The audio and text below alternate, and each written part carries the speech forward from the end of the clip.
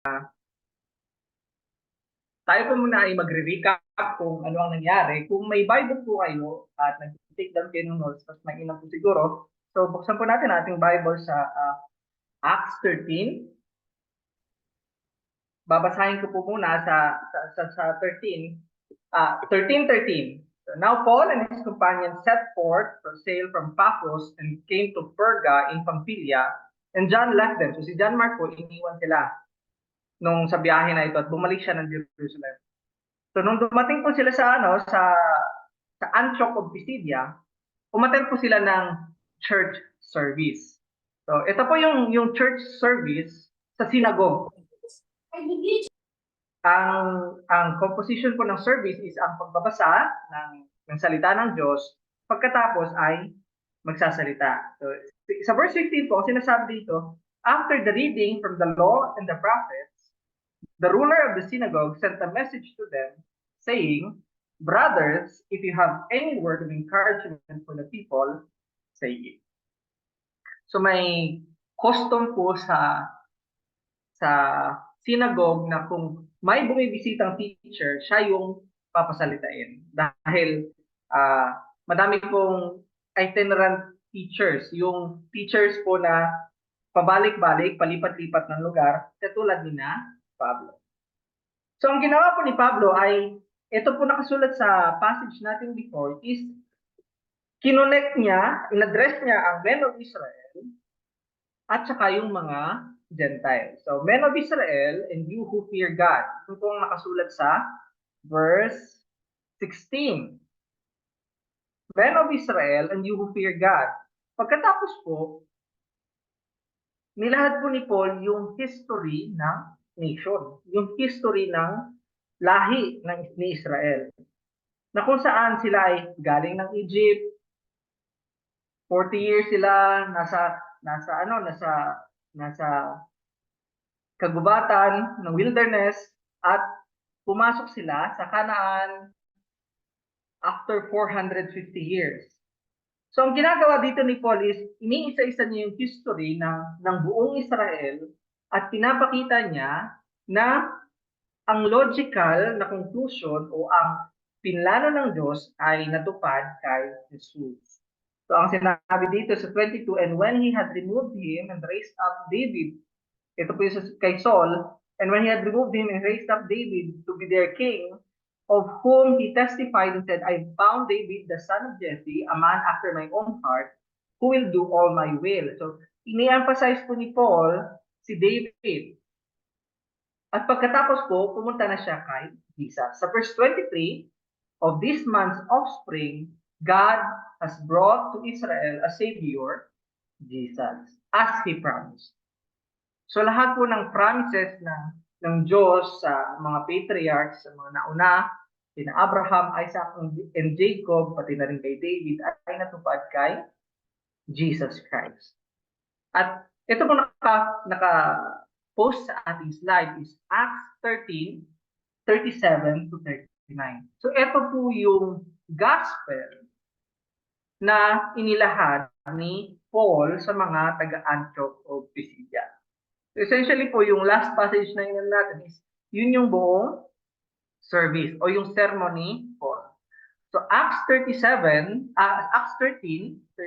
to 39, but he whom God raised up did not see corruption. So yung binuhay ng Diyos ay hindi nakakita ng pagkabulok. So 38, let it be known to you therefore, brothers, that through this man, forgiveness of sins is proclaimed to you. Ang sinasabi ni Paul na dapat malaman nyo na itong si Jesus na ito ang pinanggagalingan ng forgiveness. At yun yung pinroclaim, pinreach, dineklara ni Paul sa mga taga-Antioch of Pisidia. And by him, everyone who believes is freed from everything from which he could not be freed by the law of Moses. So ang buong nation ng Israel is sumusunod sa law of Moses na ibinigay ng Diyos kay Moses. Pero hindi yun enough para mapatawad sila sa kanilang kasalanan. So yun po yung Yun po yung importante pinaka-importante na verse sa passage na yon. And sa 41, sa 40 at sa 41, merong babala. So, pag i-declare yung gospel, meron ding babala na nangyayari. 40, beware therefore, lest what is said in the prophet should come about. So yung nakasulat sa Old Testament is, look you scoffers, be astounded and perish. For I am doing a work in your days, a work that you will not believe, even if one tells you. So, si Jesus ang fulfillment ng pinamis ni kay Abraham, kay Isaac, at kay Jacob. At may consequence kung hindi makikinig kay Jesus. So ito yung Tagalog, subalit ang muling binuhay ng Diyos ay hindi dumanas ng pagkabulok. Dapat ninyong malaman, mga kapatid, na sa pamamagitan ni Jesus ay ipinangangaral sa inyo ang kapatawaran ng mga kasalanan. At ang lahat ng sumasampalataya sa Kanya ay pinalalaya na sa lahat ng pagkakasala na mula sa mga ito ay hindi kayo kayang palayain ng kautusan ni Moises. So ito po yung gospel. Ayon sa pagkakalahad ni Paul sa mga taga-Antioch o Pisidia. So ito po yung dineclare na gospel ni Paul sa service noong sila ay dumating. So ang gospel po ay magandang balita ng kaligtasan. Ang mga nakakarinig nito ay dalawa lang ang magiging reaction. Ito ay faith or rejection. So wala pong middle ground. Hindi ka po pwedeng, pag na-declare sa yung gospel, pag narinig mo ang gospel, dalawa lang pwede mong gawin. Maniwala o isang tabi ang gospel. So ito po yung last passage, yung recap ng previous na week. Sa atin pong passage, makikita natin ang reaksyon ng mga tao, especially ng mga Hudyo, sa gospel na nai-preach ni Paul. So ito po yung ating title, The Jews' Rejection of the Gospel in Antioch of Pisidia. So tingnan po natin sa ating Bible sa Acts 13:42-43, sinasabi dyan, as they went out, so pagkatapos na ito ng service, no? As they went out, the people begged that these things might be told them the next Sabbath. So nagpakaawa yung mga tao na ulitin yung mensahe sa susunod na Sabado. And after the meeting of the synagogue broke up, many Jews and devout converts to Judaism followed Paul and Barnabas, who, as they spoke with them, urged them to continue in the grace of God. So the gospel has been well received that they want to hear it again the next Sabbath. So maganda po yung naging reaksyon ng mga tao sa gospel. So madami ang nabitin. Madami pa ang gustong makarinig ulit. So ang ginawa ni Paul is in-encourage naman nila na magpatuloy sa pag-intindi sa grasya ng Diyos. Urge them to continue in the grace of God. So makikita po natin yung difference no na sa law of Moses, yung pagsunod, ang naging misconception ng mga Hudyo is kailangan mong sumunod kasi yung points mo sa Diyos. Yung pagkasunod mo sa law of Moses, yun yung puntos mo sa Diyos para tanggapin ka sa langit, which is nagiging works righteousness na siya. Pero maging ang pagsunod sa law of Moses ay by faith. At grasya din siya ng Diyos. So ang sinasabi ni Paul is, intindihin niyo yung message na nasabi sa inyo at magpatuloy kayo sa grasya ng Diyos. So positive ang pagtanggap sa gospel dahil ang lahat ay kakarinig pa lang sa gospel, bago sa kanila. At hindi pa nila nakikita yung epekto ng gospel. So tingnan niyo po sa slide or sa Bible niyo, Acts 13:44-45, ito pong sinasabi, the next Sabbath, sa susunod na Sabado, almost the whole city gathered to hear the word of the Lord. So, madami pong inimbita yung mga unang nakarinig na maganda itong balita na to. Itong gospel na narinig nung previous Sabado, binalikan ng mga tao dahil mayroong grasya sa gospel. But when the Jews saw the crowd, they were filled with jealousy and began to contradict what was spoken by Paul, reviling him. So mas madami po yung dumating ng sumunod sa Sabado. Kumbaga, masasabi natin pulpak. Pulpak ang simbahan. Sinagog pala, hindi simbahan. Para marinig ang sinasabi ni Paul na magandang balita.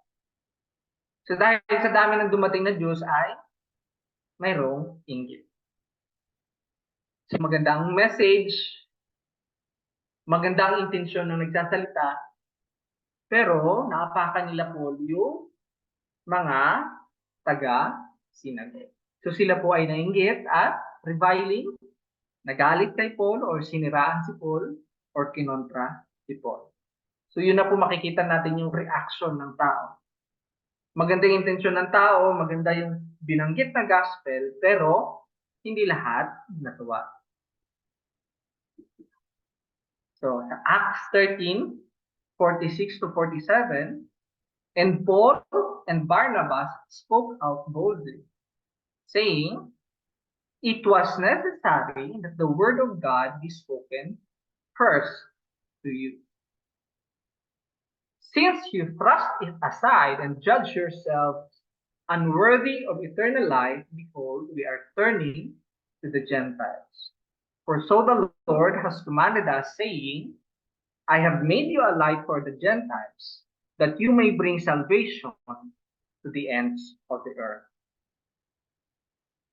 So tumayo po si Paul at saka si Barnabas. Sa gitna ng pagre-revile sa kanila, sila po ay tumayo. So opposition made them bold to proclaim to them more the gospel. And the purpose of their boldness is God's grace and Paul's love for the Jews, that Paul's priority is to preach the gospel to the synagogue.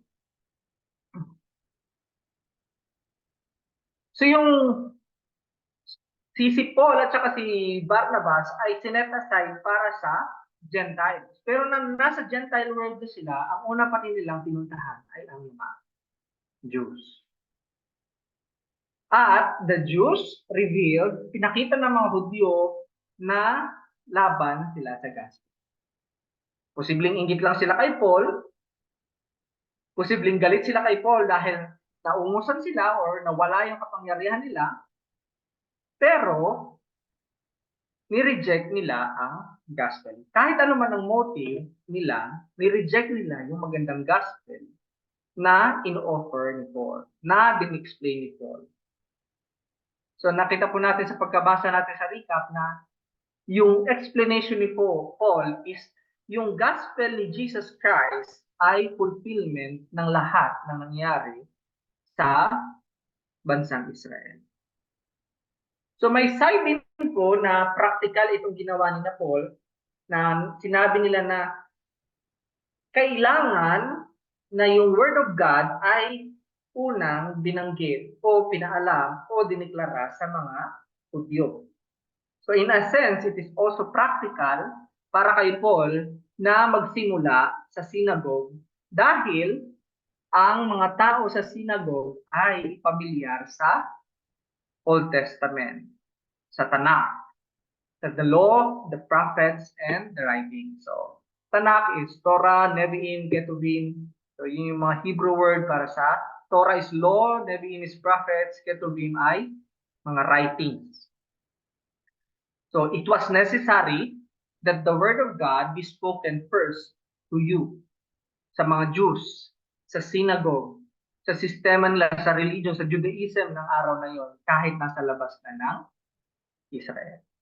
So ang sinabi dito ni Paul sa bandang huli ng 46, since you thrust it aside, dahil isinantabi ninyo, and judge yourselves unworthy of eternal life, at hinusgahan ng mga Hudyo kanilang sarili na hindi sila karapat-dapat sa buhay na walang hanggan.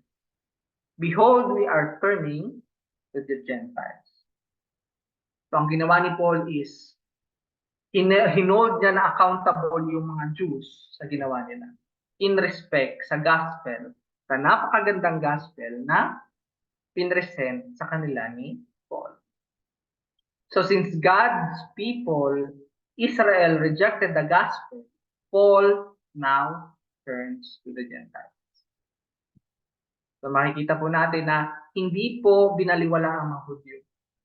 Sa kanila unang pinaabot ng Diyos sa pamamagitan ni Paul ang gospel. Hindi sila isinantabi, kundi pinakita nila na ayaw nila o galit sila o laban sila sa magandang balita ni Jesus. Okay, sa Acts 13:48 to 49, sinasabi dito, and when Gentiles heard this, nung narinig ng mga Hintil, they began rejoicing and glorifying the word of the Lord. Natuwa yung mga Gentiles kasi nga open na sa kanila yung gospel. Sa kanila na i-offer yung magandang balita. Sa dami-dami ng panahon, ano ang laging sinasabi tungkol sa Diyos? The God of Israel. So ang daming prosesyon ng mga those who believe or those who fear God, madami silang prosesyon na dadaanan, marami silang pagtuturong dadaanan, marami silang paghuhugas na dadaanan. Pero ang hirap maging miyembro ng Judaism. Yung proselytation ng isang Gentile ay napakahirap na pamamaraan. So dahil sa katuwaan ng mga Hintil na open na sa kanila ang magandang balita, verse 49, and the word of the Lord was spreading throughout the whole region. So ito po yung nangyari dahil sa preaching sa synagogue sa Antioch of Pisidia. The Gentiles were glad to receive the gospel. Okay? Ay, nakalimutan ko yung late part ng verse 48. And as many as were appointed to eternal life, believed, and the word of the Lord was spreading throughout the whole region.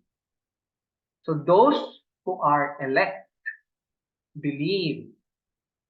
So those who believe proclaimed and spread the gospel. So yung mga elect po nakabilang sa mga nakarinig ng sermon ay naglagak ng pananampalataya nila kay Jesus. At kung may magandang nangyari sa isang tao o siya ay naligtas at naniwala kay Jesus, anong gagawin niya? Siyempre ikakalat niya na may nangyari. Tinanggap ko ang tagapagligtas na namatay sa krus.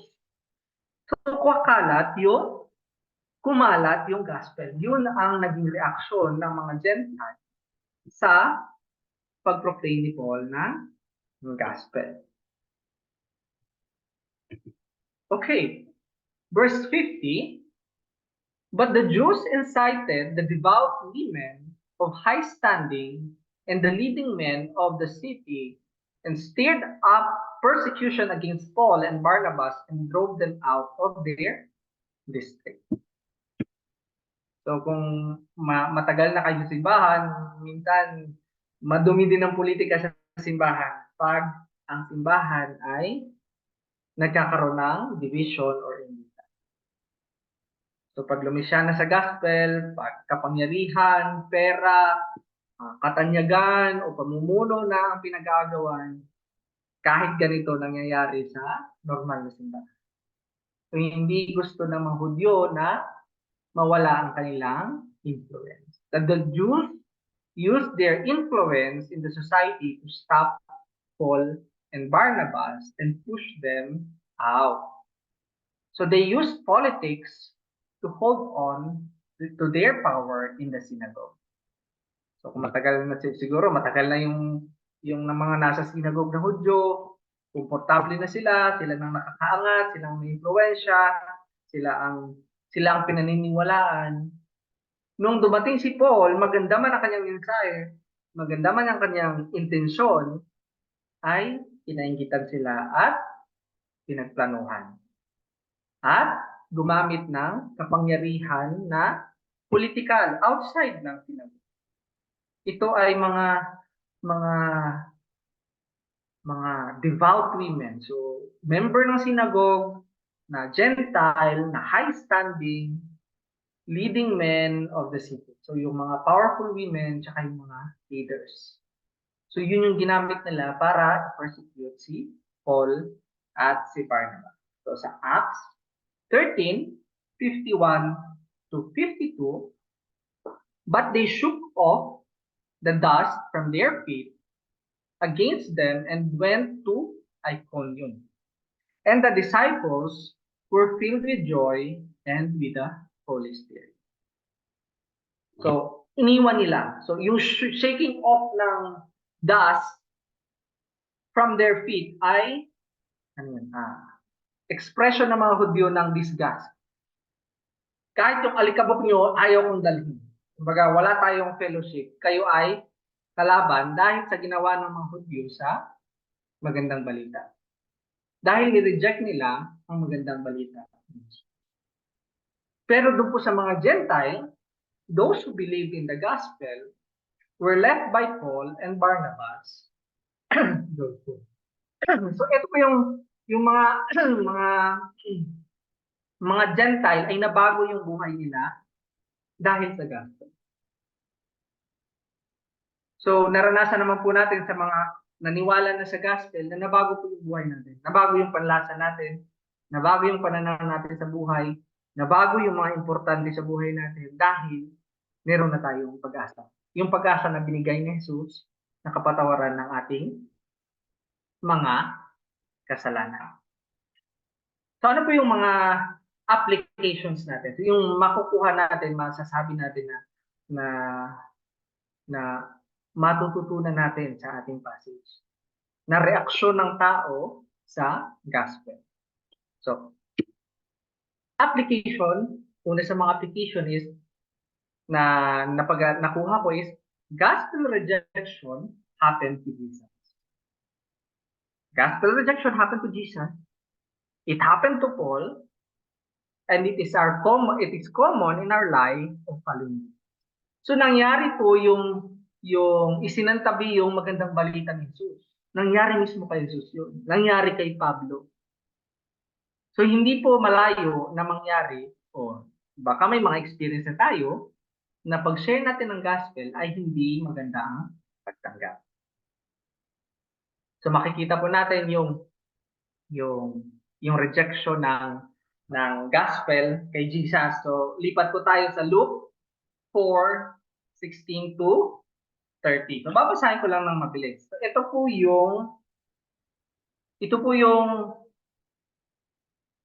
yung pag-preach ni Jesus sa Nazareth. So sa Nazareth po is hometown niya. So, and he came to Nazareth, so this is Jesus. He came to Nazareth where he had been brought up, and was his custom, he went to the synagogue on the Sabbath day.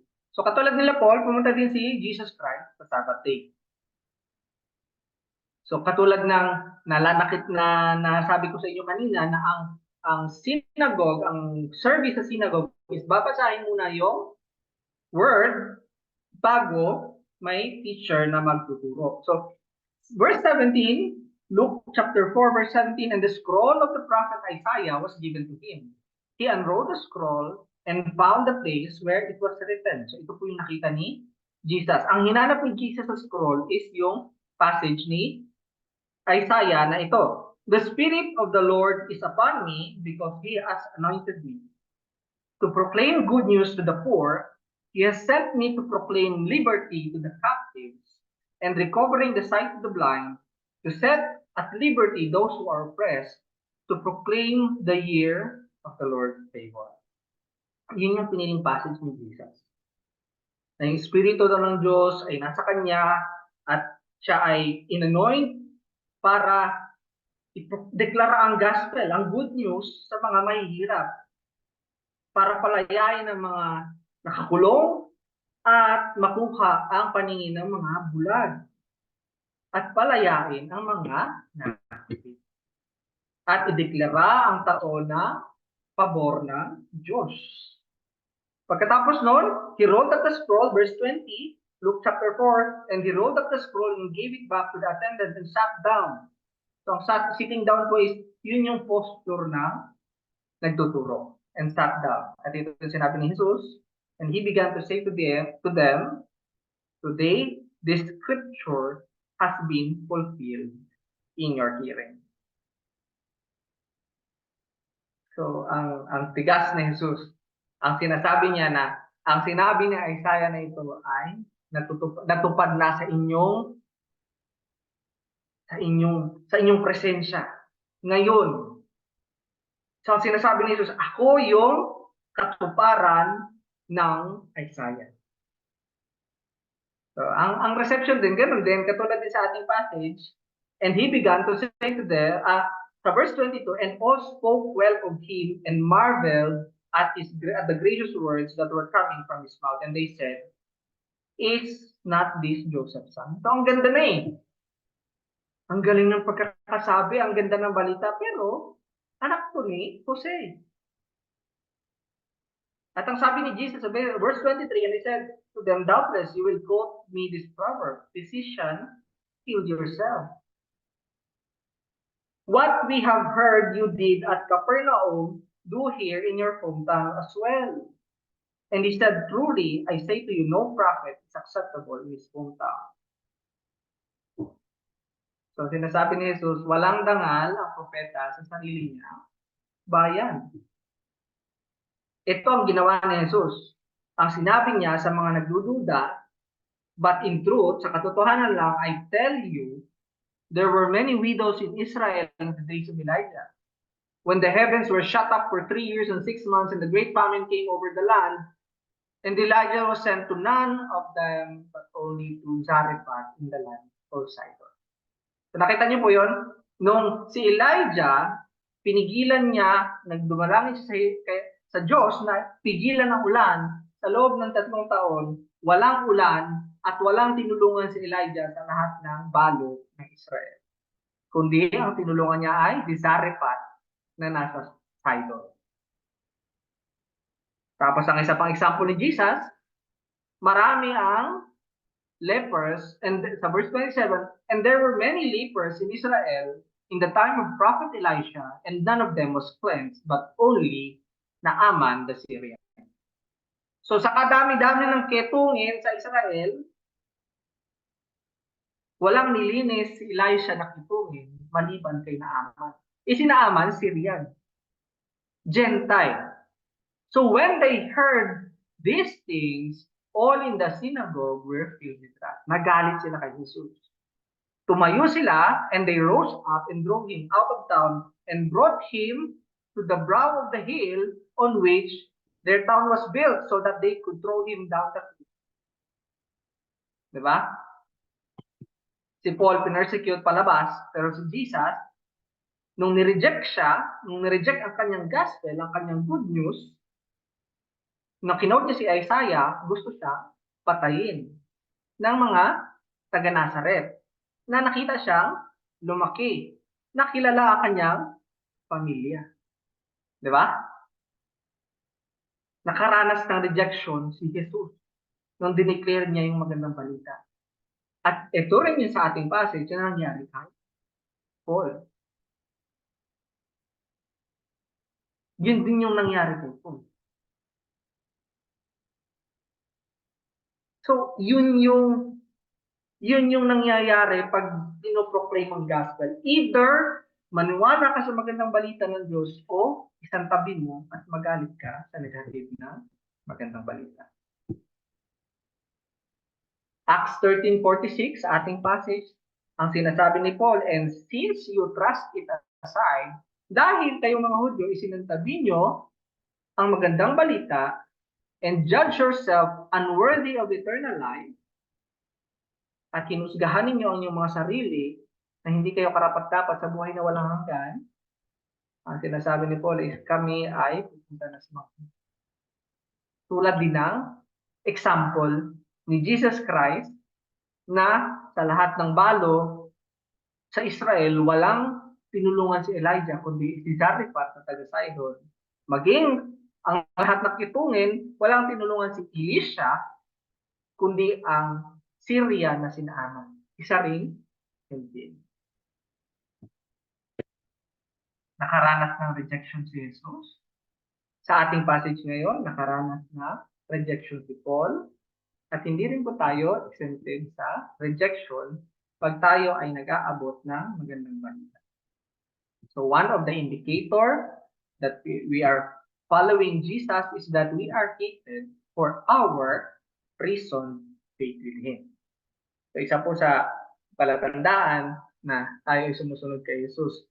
Pag may mga nagagalit sa atin dahil sa maayos natin na pagsasalita ng ating pananampalataya kay Jesus o ng magandang balita. Diba? Pagka nagkatanungan, uy, Christian ka pala. Oh, bro. Okay, gano'n. Okay, sige, fine. Chums tayo, friends tayo, tropa tayo, bro tayo, dahil Christian ka, Christian ko. Pero pag nagtanungan na ng pananampalataya, pag nagtanong na kung ano bang pagkakaintindi mo sa gospel, bakit yung pamumuhay mo parang hindi naman yata naaayon sa isang Kristiyano, doon na nagkakagulo, di po ba? Nakikita na kung ang pamumuhay ng isang tao ay angkop sa sinasabi niya na pinaniniwalaan niya magandang balita. So dahil na ipapaliwanag natin yung gospel na maayos, nakukonvict natin yung ating mga nire-reach out na hindi tama ang kanilang paglakad.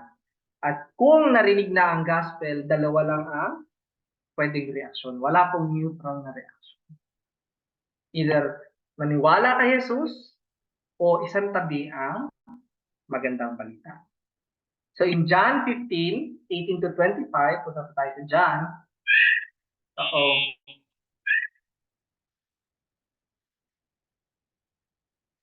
So John 15, 18 to 25, sinasabi ko dito na a little while, John 15, 18 to 25, sabi ni Jesus, wait lang po ha, pinigil lang. John 15, 18 to 25, if the world hates you, ito po sabi ni Jesus, if the world hates you, know that it has hated me before. Kung nagagalit po yung mundo sa atin, alalahanin natin na nagalit sa Diyos. If you were of the world would love you as its own. But because you are not of the world, but I chose you out of the world, therefore, the world hates you. So pag hindi pa tayo nagsasalita kung anong pinaniniwalaan natin, wala pang galit. Pero pag nalaman nila kung ano ang ating pinaniniwalaan, kung saan nakalagay ang ating pag-asa, posibleng makatanggap tayo ng galit. Remember the word that I said to you, a servant is not greater than his master. If they persecuted me, they will also persecute you. If they kept my word, they will also keep yours. But all these things they will do to you on account of my name, because they do not know him who sent me. If I had not come and spoken to them, they would not have been guilty of sin. But now, they have no excuse. Pag nagsabi ko tayo ng magandang balita, wala silang excuse. Katulad din ng pagkarinig natin ng magandang balita, wala tayong pwedeng i-excuse sa ating mga kasalanan. So whoever hates me, hates my Father also. If I had not done among them the works that no one else did, they would not be guilty of sin. But now they have seen and hated both me and my Father. So ating pong gospel na pinapahayag, pag tayo po ay nakatanggap ng galit, hindi lang po sila sa ating galit din po sila kay Jesus, at hindi po lang sila galit kay Jesus, galit din po sila sa Diyos Ama. So ganun po yung na ipapakita ng gospel na katotohanan sa puso ng isang tao. Okay? So, ang next application is the gospel exposes the heart. So, nung nasabi ko, the gospel exposed our hearts. So, nung tumanggap po tayo ng magandang balita, na-expose ang ating puso kung ano talaga siya na makasalanan. And the gospel will expose the heart of those we reach with it. So, we pray to see them hope. We can expect to see them hate. So, yung pangalawang application na overlap ko na pala. So, we should understand that the gospel directly shakes the foundation of a man. So, dapat natin maintindihan na yung gospel, ang ini-expose, ang pinapakita ng gospel, is yung pundasyon ng isang tao.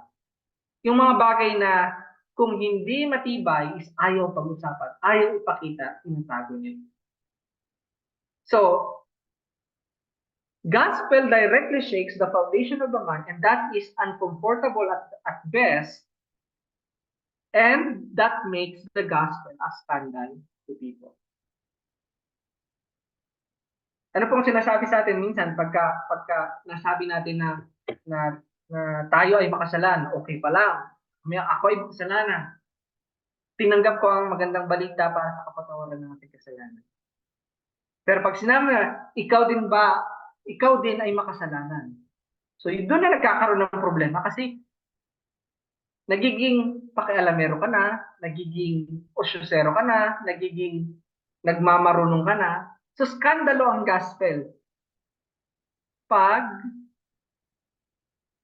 sinabi natin o shinare natin sa ibang tao.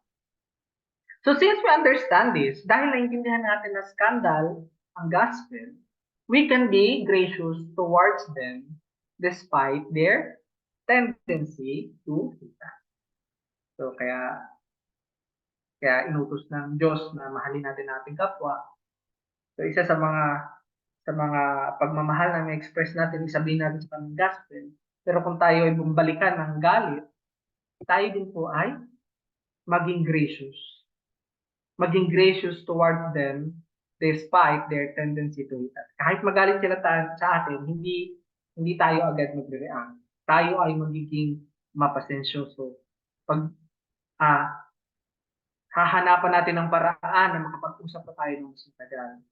So, sabi dyan sa 46, Acts 13:46, sinasabi dito is, it was necessary that the word of God was spoken, since you thrust it aside and judge yourself unworthy of eternal life, behold, we are turning to the Gentiles.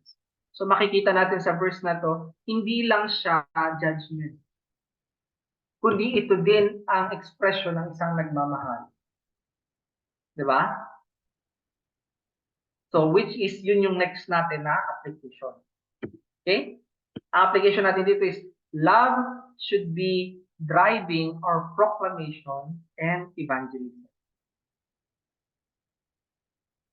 So yung sinabi ni Paul sa Acts 13:46 na it was necessary that the word of God be spoken to you first, yun ay ekspresyon ng pagmamahal ni Paul sa mga Hudyo. Dahil hindi po natin pwedeng kalimutan na si Paul ay Hudyo. Mahal niya ang kanyang mga kababayan. Napapatunayan niya ng sinulat niya sa Romans 9. Sa Romans 9:1-5, gusto niyang makipagpalit ng pwesto sa mga Hudyo. So, ang sinasabi dito, Romans 9:1-5, I am speaking the truth in Christ. I am not lying. So, hindi nagsisinungaling si Paul. My conscience bears me witness in the Holy Spirit that I have great sorrow and unceasing anguish in my heart. So malapit sa kalooban ni Paul ang kanyang mga kababayan. That I have great sorrow and unceasing anguish in my heart. Mabigat sa kanyang damdamin ang hindi pagtanggap ng kanyang mga kababayan. For I could wish myself were accursed and cut off from Christ for the sake of my brother, my kinsmen according to the flesh. They are Israelites, and to them belong the adoption, the glory, the covenants, the giving of the law, the worship, and the promises. To them belong the patriarchs, and from their race, according to the flesh, is the Christ, who is God over all, blessed forever. Amen. Para sa mga Hudyo, ang gospel. Bago pa para sa mga Gentile. So alam ni Paul ito na yung gospel is 100% galing sa Israel. Di ba? Sila yung humawak ng Old Testament. Sa kanila, sila ay nation na ginawa ng Diyos. So sa pag-aaral natin sa simbahan, di ba? Sa Exodus tayo, nakita natin na ang Diyos ang nag-institute sa Israel. Pumasok sila sa Egypt na isang pamilya, paglabas, isa silang bansa. Di ba? Sila ang humawak ng Bible sa kanilang mga pangako at Hudyo si Jesus.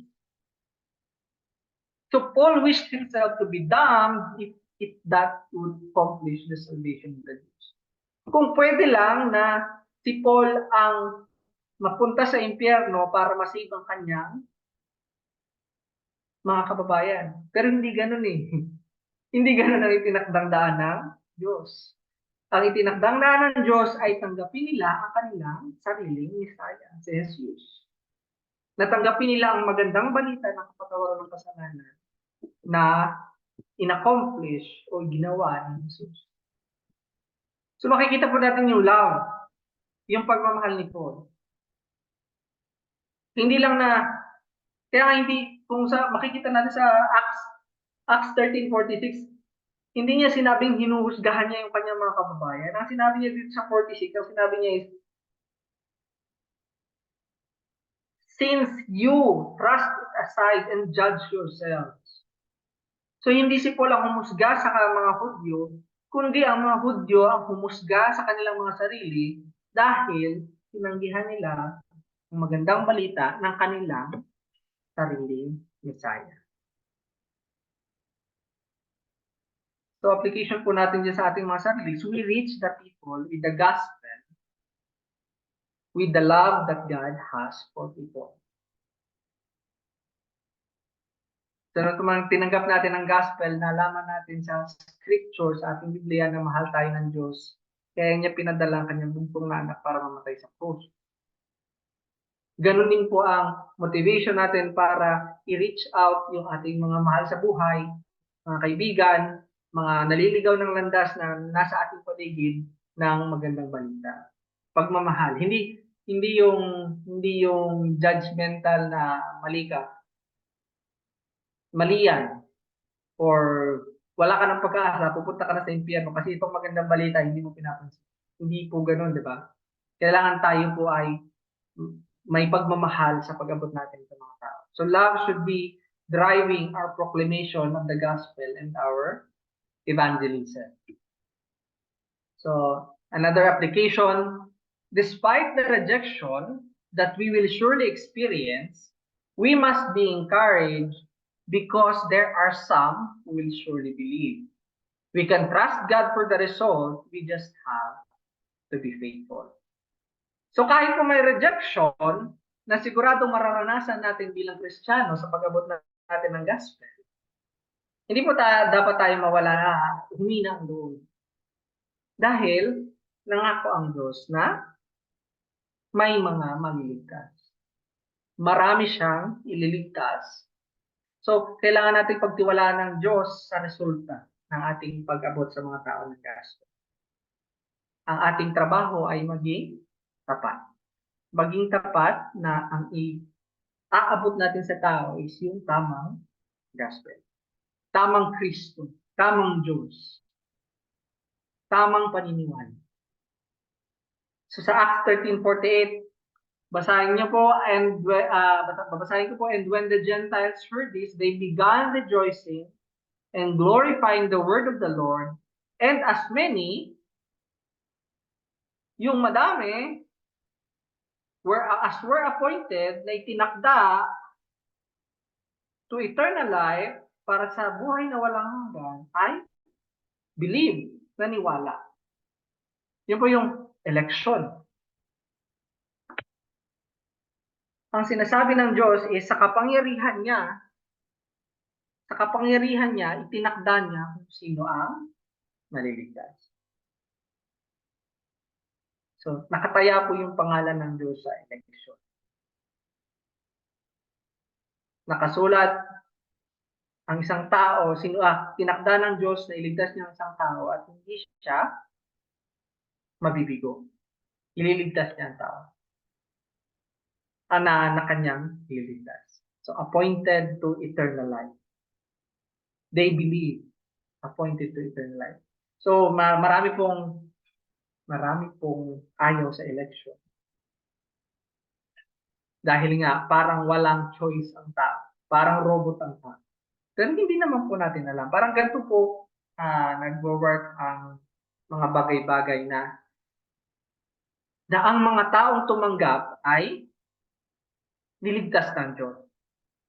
Ang mga taong pupunta sa impyerno ay dahil sa kanilang kasalanan. So, hindi po siya even. So, hindi po natin ma-reconcile sa utak natin yung God's sovereignty and man's responsibility dahil hindi po tayo Diyos. Ang tao ay pupunta sa impyerno dahil sa kanyang kasalanan, pero ang tao ay maliligtas dahil sa ginawa ni Jesus. Dahil niligtas siya ng Diyos. So, yun po yung election. Hindi nabibigo ang Diyos sa kanyang purpose, sa kanyang pagliligtas. Kasi kung hindi kayang iligtas ng Diyos ang isang tao na itinakda niyang iligtas, ay hindi siya magiging Diyos. So, hopefully, ma-discuss natin mamaya kung may may kulot sa utak niyo sa election. So, hindi po natin ma-reconcile, pero yun po ang sinasabi ng Biblia. So, yes, we are frustrated when we are rejected and persecuted. So, nakaka-frustrate po pag tayo ay sinantabi yung gospel na ating ni-reach out sa kanila. Pero dapat natin matandaan na it is God who works in exposing others people's heart, and it is only God who perceives. Tayo ay dapat lang maging faithful, aralin ang gospel, at sanayin ng ating sarili kung paano magsalita ng maayos, mabait, mapagmahal, at ang Diyos na ang gagamit sa ating katapatan sa pag-proclaim ng gospel. So last application is be godly and wise amidst persecution and stay faithful to the proclamation of the gospel. So in Acts 13:51, it says here, but they shook off the dust from their feet against them and went to Iconium. And in Matthew 10:23, punta po tayo sa Matthew 10:23, ang sinasabi po dito is, when they persecute you in one town, flee to the next. Ito po si Jesus po ito, no? Pag pinersecute ka sa isang bayan, pumunta ka sa kabila. For truly I say to you, you will not have gone through all the towns of Israel before the Son of Man comes. So ang naglalaro po sa isip ko is, mayroong wisdom na kailangang pairalin dahil may command si Jesus na flee, tumakbo sa persecution. On the other side, lahat ng apostol, maliban kay John, ay namatay dahil sa persecution. So Paul and the other apostles have been subjected to persecution many times, and at the end have given up their life for the gospel. Except for John, isa lang ang natira. So they have remained godly and wise in their decision to flee or to stay amidst persecution. So meron pong wisdom. Meron pong wisdom silang, hindi po sila yung matapang lang dahil may gospel at pupunta na ako sa langit pag namatay. Hindi po. So they prioritize the cause of the gospel, their decision to move or stay. So sa panahon ito is hindi pa alam ni Paul na madami pa siyang madami pang pinapagawa sa kanya ang Diyos, kaya siya umalis. So, maybe we will be persecuted. So, pwede, ma-persecute tayo, pwede ding hindi. Pero ang wisdom na nakita ko to, let us make the best of good and bad situation in reaching out the people with the gospel. So yun po siguro yung ating gagawa na yung wisdom, yung pag-iisip kung paano natin ma-maximize yung ating opportunity para sa gospel. So for example, hindi man tayo ma-persecute pero merong isang kaibigan na naliligaw ng landas na ayaw kang kausapin tungkol sa gospel pero game na game para kausapin ka sa kahit anong bagay. So, tsagain natin yung mga ganon. Or pwede naman talaga kung nakakadelikado na sa buhay mo is kailangan mo ring intindihin ang safety. At lumipat na lang ng ibang tao na kaya mo abutin. So, para sa atin, may mga introvert sa atin, hindi mo pala kaibigan, pero meron tayong desire na abutin ang ibang tao ng magandang balita. So kung introvert ka, baka may introvert din ng iba na pwede mo makausap. Kung extrovert ka, madali sa'yo mag-express na yung sarili, sanay ka sa madaming tao, sanay ka sa madaming usap. So mas mainam ang iyong opportunity, pero may mga ibang uri ng tao na maaabot din ng ibang uri ng tao.